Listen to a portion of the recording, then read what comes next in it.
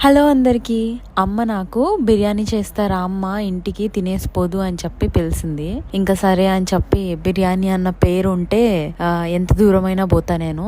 అలాంటిది మన ఇంటికి దగ్గరలో ఉన్న అమ్మ వాళ్ళ ఇంటికి వెళ్ళనా, ఇంకా వెంటనే ఎగేసుకొని వెళ్ళినా. కానీ కొన్ని కారణాల వల్ల సడన్ గా అమ్మకి బయటికి వెళ్లాల్సిన పని వచ్చింది. ఇంకా అది తప్పని పని. నేను వెళ్ళాక అమ్మ ఇంకా బయటికి వెళ్ళారు. ఇంకా రాగానే అయ్యో నా బిడ్డ బిర్యానీ తినడం కోసమే వచ్చింది అని చెప్పేసి నా కోసం chicken biryani and chicken 65 order చేశారు.